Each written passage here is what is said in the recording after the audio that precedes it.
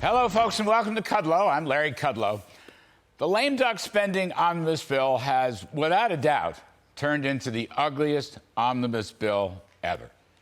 And if that weren't entirely true, because I've never really seen a good omnibus, the way Senator Mike Lee was treated just a few hours ago on the floor of the Senate makes this the worst omni ever.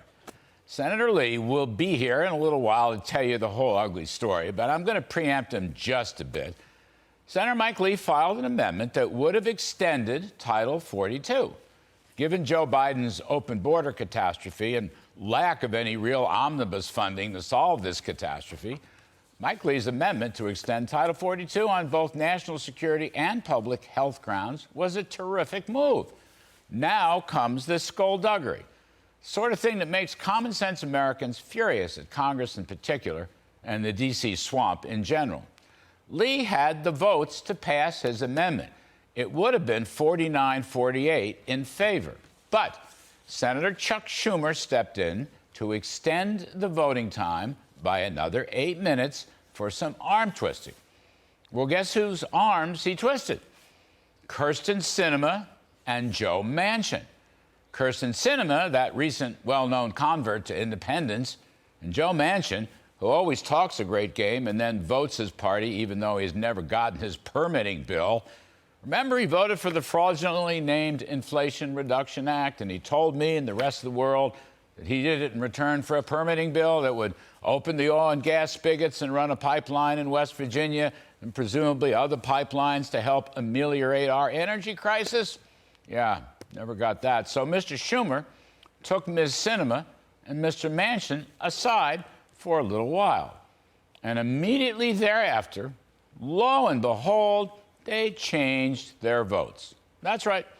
These two independent-minded people who frequently boast that they are not part of the left-wing, big government, socialist sponsoring Democratic Party miraculously changed their votes. And so Senator Lee's amendment to extend Title 42 lost 50-47. This is Congress at its worst. Now, what do these two stalwart, independent-thinking senators get for their miraculous vote switch? Did light bulbs in their heads suddenly go off? This being the Christmas season, was there some new form of immaculate conception? Is it really a new Holy Trinity? The Father, Son, and the Holy Spirit, Schumer, Sinema, and Manchin? I somehow doubt this, even though, according to my faith, I am a believer. But in this case, please forgive me for suspending my faith-based belief. I don't know what promises were made. I don't know how many earmarks were offered.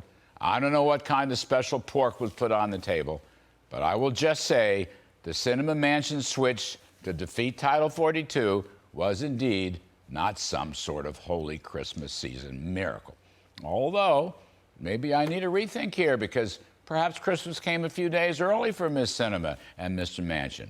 Anyway, we will look forward with great interest for cloakroom gossip or other media leaks to find out exactly what the extent and cost of these Manchin Sinema Christmas presents were.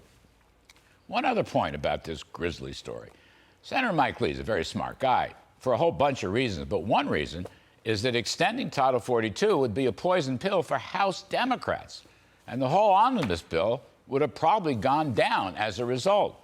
And therefore, something like a 15-day CR continuing resolution would have replaced it until the new House Republican majority takes over to completely rewrite the budget with proper priorities for economic prosperity and border security. So we give Senator Lee quite a bit of credit for his Herculean effort, even though it failed. Then again, let's not absolve the Senate Republicans from violating their principles, giving up the power of the purse and emasculating their reputation, to use Senator Rand Paul's phrase, while the majority of the Republican senators voted for an inflationary spending and recessionary tax hike piece of legislation. A Republican leadership should never have been there in the first place.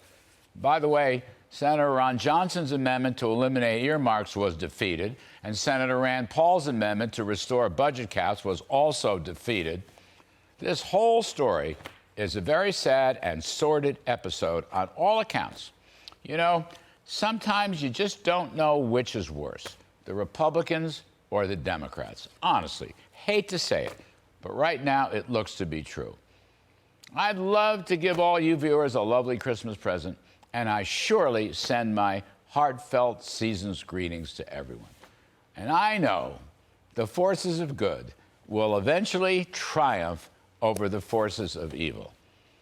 I just don't have a specific date in mind, at least not yet. Anyway, save America, kill the bill. We can do a lot better.